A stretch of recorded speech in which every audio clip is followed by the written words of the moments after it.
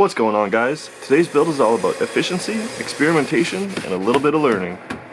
To build this bed, we're using only 7 2x4s and a single sheet of 7/16 OSB, from buying the lumber to final assembly at the client's house in under 24 hours. Planning is key when you're trying to build something quickly. I don't mean drawing something on paper or SketchUp. I mean an actual step-by-step process in order to maximize the use of time. I did this by using each tool only once. I planned it out so I could make all the cuts on the miter saw, table saw, and planer without having to bring them back out later. A little one and done action. I also planned out my glue ups, doing them as early as possible so they dry to a working strength by the time I needed them.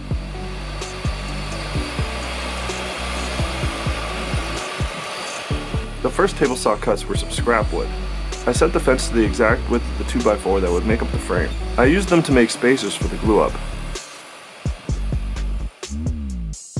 Then I glued up all the legs as well as the headboard for the post. If the legs don't look the same length to you, it's because they aren't. I used some scraps I had left over from previous builds. I cut them down to a rough 13-inch length, knowing I'd be trimming them to their final 12-inch length once the glue had dried. This is a much easier method than cutting them to their final length first, then trying to perfectly match them during the glue up.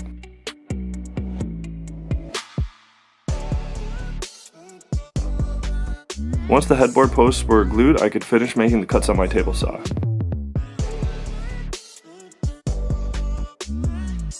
I ripped all the frame pieces down to 3 inches, taking off a 1/4 inch on both sides to get rid of the rounded corners. Then I ripped a single 2x4 right down the middle. This essentially makes a 2x2 that will be attached to the inside of the bed frame and is going to hold up the OSB sheets to support the mattress.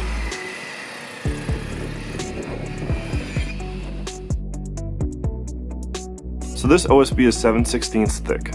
It's the cheapest stuff you can get from Home Depot. Please correct me in the comments if I'm wrong, but I believe it passes code on most roofs, walls, and floors. So they crank out a ton of these, bringing the manufacturing costs way down. I was able to get the good people at Home Depot to cut my sheet to 61 inches, the width of the bed frame. Next I took the cut off and ripped that down to 30.5 inches. And then I split that one in half, giving me 2 rectangles, if oriented in the proper way, make 24 by 61 inches.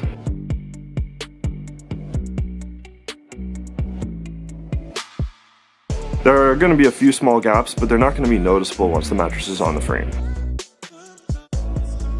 With the legs dry enough, I quickly made sure the frame would fit into the gap that I had made with the spacers previously, and then planed them all down to a 3-inch thickness.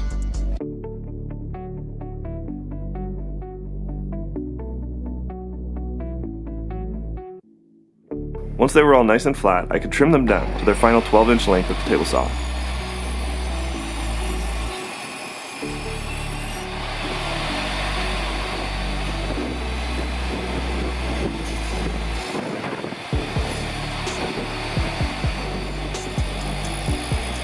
I also trimmed the bottom half of the headboard post to 12 inches, then just cut them to the same length at the top.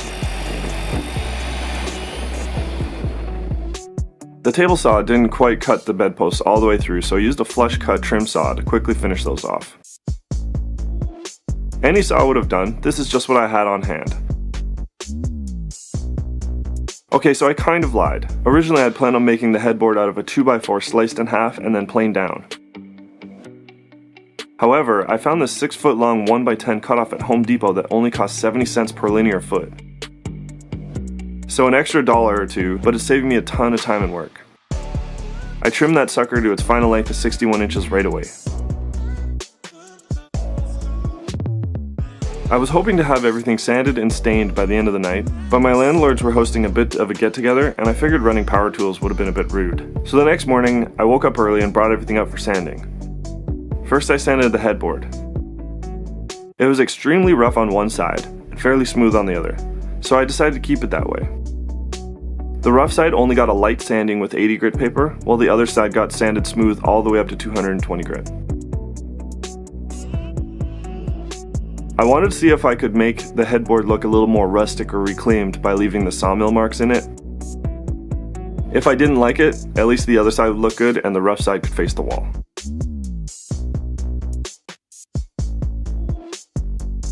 With everything sanded, it was time for finish. I've always wanted to see what kind of finish you get from Danish oil.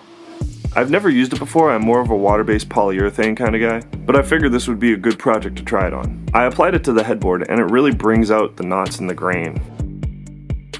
It looks so good on the headboard, I figured maybe it would look good on the 2x4 at the foot of the bed to make it match the headboard. Plus the grain pattern on that 2x4 was really nice and I didn't want to hide it with the stain. The rest of the bed got Verithane's aged wood accelerator. I have a ton of experience with their weathered accelerator, but I've rarely used this stuff. In the limited applications I have used it, I didn't like it that much because it hides all the characteristics of the wood. I mean, I highly doubt aging would bring out the grain of the wood. Anyways, what I haven't told you is that the client for this bed is actually my girlfriend's mom, and she's not paying anything. She's a kind, loving person who puts everyone before herself, and is currently sleeping on the floor.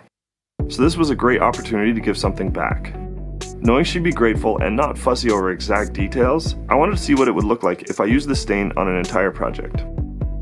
I was also wondering if I could get away with only finishing the exterior visible surfaces. I wondered how that would affect the final look.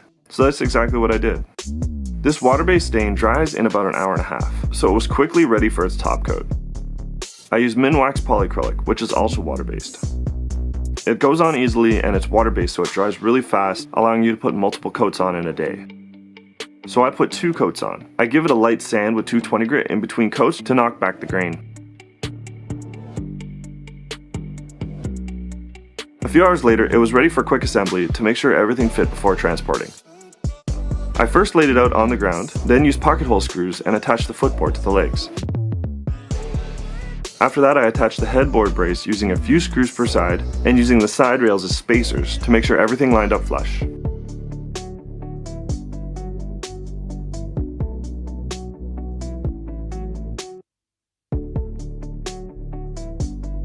I drilled vertical as well as horizontal pocket holes at the end of the 2 boards that run from the head of the bed to the foot of the bed. Then I glued and screwed the 2x2 mattress supports on.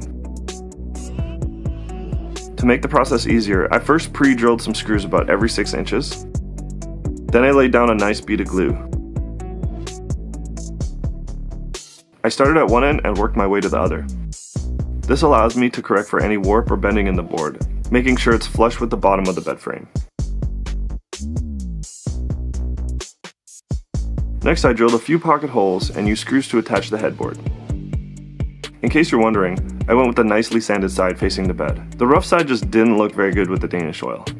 Maybe it would look better if I put the weathered accelerator on it. But hey, this was an experiment and I learned from it.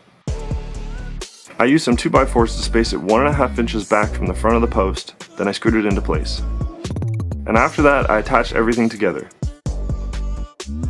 This included the middle stretcher. I'm not using glue here just so I can disassemble it for transport. And after laying the OSB on, it looked like a bed.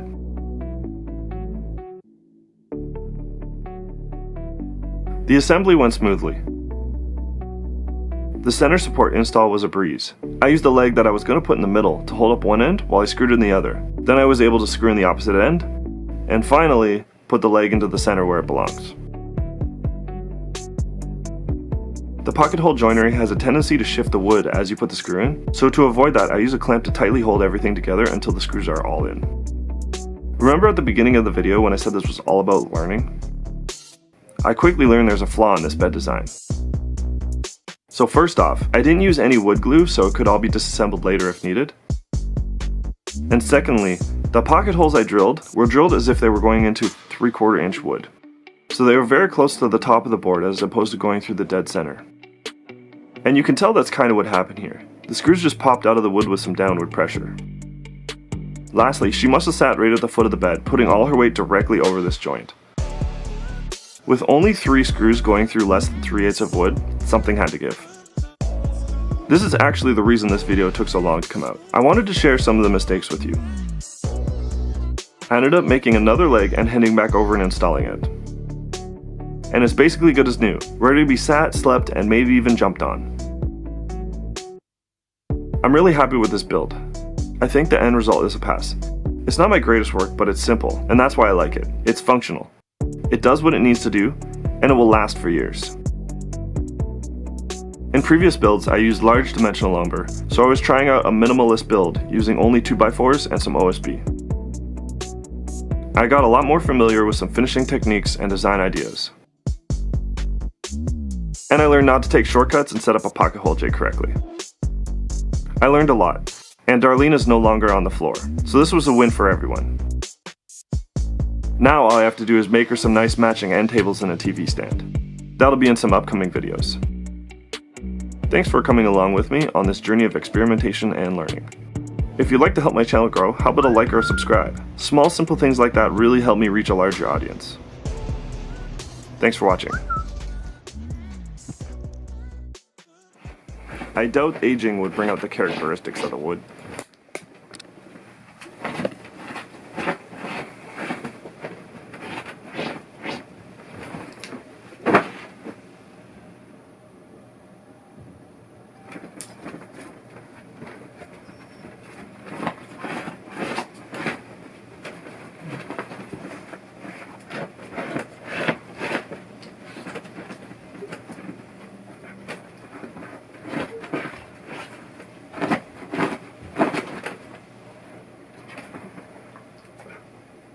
You good?